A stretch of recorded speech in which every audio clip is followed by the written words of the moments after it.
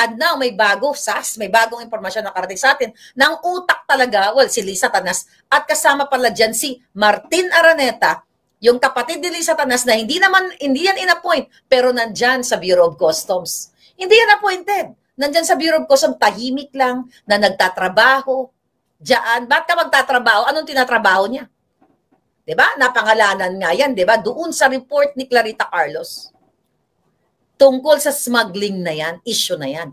So ngayon, ikaw, Attorney Vic, ay tinrabaho ni Lisa Tanas kasi ayaw ka nga nilang nandyan, pinaalis ka sa executive department as executive secretary kasi nga hindi nila maisakatuparan yung kanilang panggagancho. Pagbebenta, sila ang tunay nagbebenta ng appointment, yung hayop na Lisa Tanas yan. Yan pala, buo na ang kwento. Talagang tinrabaho ka ni Lisa at ng kapatid niya at ng Black Ops according sa source ko na ito'y kilala ring pamilyang ito.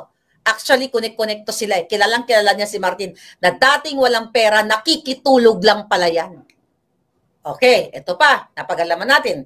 Iyang si Martin Araneta, ayon sa ating source, na di mo nga kilala yung pukin ng tanginang yan. Nakikitulog lang sa mga nililigaw-ligawan niya, mga babae, bago yung asawa daw niya, okay, para makalibre, makakain, at makalibre ng tirahan. Ano, bonggang-bongga, kaya hindi sila mayaman. Si Lisa Tanas ay hindi mayaman, magnanakaw sila. See that? Sala ngayon, yung pera ninyo through crypto, through aeroplano, through shipment or whatever, nililipat na ang pera ng bayan. Kaya you have to speak up, join the Speak Up Day, the INC Peaceful Rally, para yan sa inyo. You, atak-atak Sara, 125 million, yan po ang hina-hype ng media. But, etong sinasabi ko na nag-shopping o nakabili na sila ng bahay sa Espanya, sa Europa, o kung saan pa man, ilang milyon yan?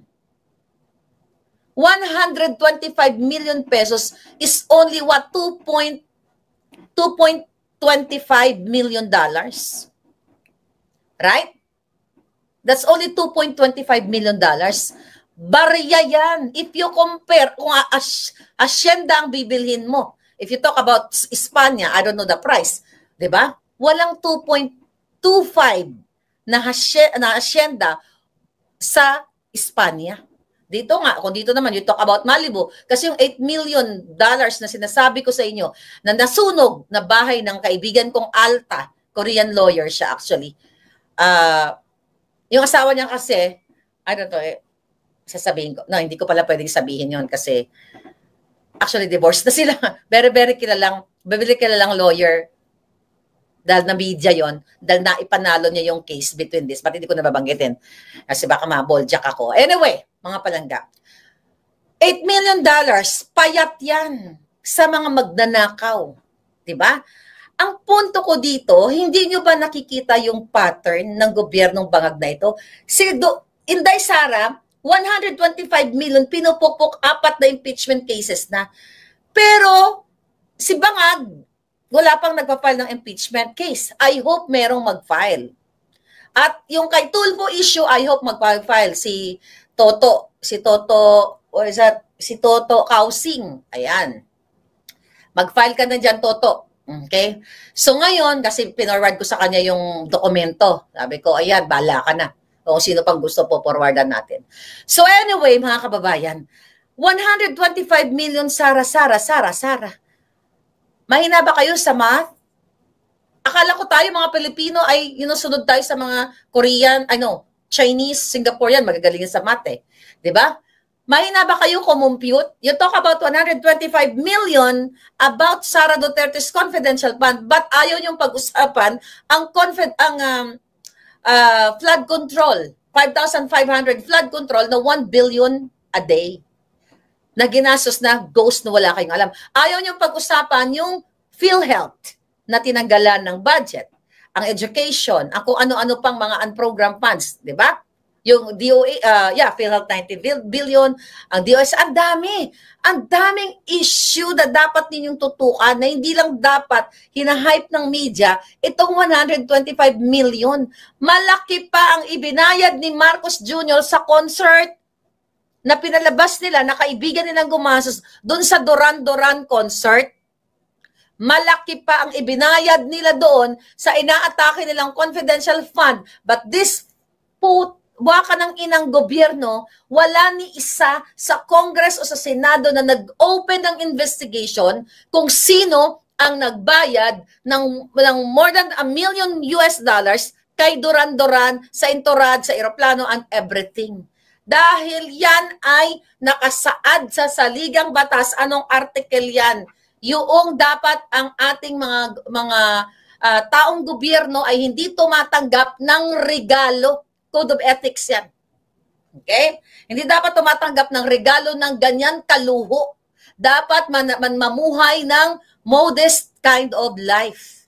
Modest living. Pero wala. Ni isa wala sa inyo dyan sa Congress at Senado, di ba? Na magsabi, paliwanag itong si Duran Duran, magpaliwanag itong concert lahat dyan, every time may concert sa Malacanang. Like, Rodrigo Duterte, nandito si Rodrigo Duterte. Okay, Vance Vlog, I hope si Pangulong Duterte talaga yan, ano?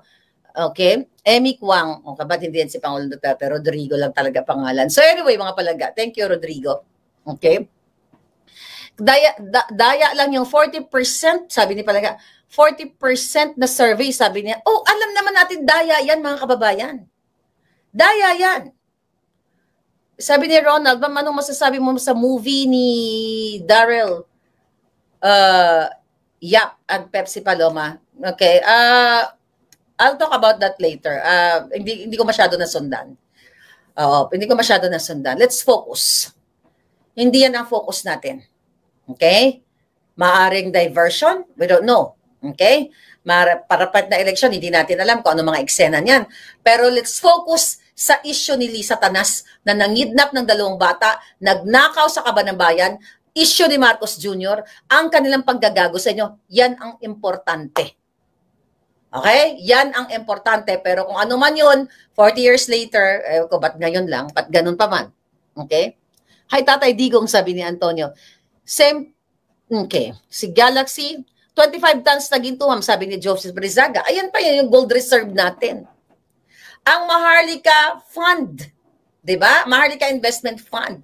Ang daming issue. Na ang laki-laki ng pera. If you compare the 120, tignan nyo mga kababayan, wala silang ibang binabato kay Sara Duterte, kundi 125 million pesos. Isasaksak ko uli sa utak ng mga bugo. Hindi kayo kasali dyan palaga. Yung mga bugo, bobo ba talaga kayo sa math? O kayo ay nakikinabang? I don't think na bobo kayo sa math. Kasi nakikinabang kayo. Kaya even media, 125 million, pero you failed sa billions of pesos. Trillions actually. Wala man lang tangible project si Bangag. Yung digital infrastructure niya, yung 1 million houses na sinasabi niyang a year, meron ba? Wala. Meron bang kinonstruction siya na malaki na isang building or something na pwedeng pakabuhayan? Wala. Ano nakikita niyo sa media? Sara, 125 million? Really, darling? Bobo ba talaga kayo? O syunga? O gusto nyong maging hindi lang third world country, 13th world country, 13, ayan, o 666 world country, malas. Ang mga taksil at traidor ay nasa Malacanang. Build budol more, sabi ni Palangga. Okay. Sabi ni Fernando Guerrero, 2025 budget, pork budget para sa Kongreso. Ayun na nga Palangga. Okay. PJ Flores, Tulfo Brothers naman. Ay, alam niyo na in-expose ko kay Erwin, di ba? Yan, dapat ma-disqualified talaga yan. Kapag in-offer na gawing 51st state tayo ng US, I'm sure maraming Pilipinas, sabi ni PH Middle Class. Napag-usapan namin ng friend ko, Canada Bells, shout out. Di ba ang Canada, sabi magiging 51 state, 51st, 51st state. Kasi nga si Trudeau nag-resign na dahil, grabe din ang issue sa kanila. Announce, baka 52 tayo, pang 52 tayo. Alam nyo, kung ako ang tatanungin ninyo, papayag ako na maging 52nd state ang Pilipinas. Why? At least kung anong magandang programa ng Amerika sa mga mahirap, middle class or whatever, makikinabang kayo. Pero hindi mangyayari yan. Alam mo kung bakit? Hindi papayag ang mga kawatan. 'Di ba? Ang mga kawatan na kunwari sila ay maka-Pilipino. Pero kung ako naman, syempre dapat talaga malaya tayo, may soberenya tayo. Pero I'm just talking kung ganito lang naman na ang presidente nyo ay nangingidnap, ng aadik, o adik pala, ang presidente nyo ay hinahakot ang pera ng bayan sa iba't ibang bansa, magpasakop na kayo sa amin. Anong pipiliin mo? Yung taksil na presidente at asawa niya at ang pinsan niya na inuubos ang pera ninyo, tinatakot kayo, sinusuppress, ino-oppress, kinakancel ang mga may iba pang mga, hindi ko lang nabasa, ang dami nagsend sa akin, I was too busy. Yung mga candidacy, kinakancel yung mga kalaban nila, yung candidacy, para sila ang mamayagpag. Ay, much better, nasakupin ko na lang kayo. Right?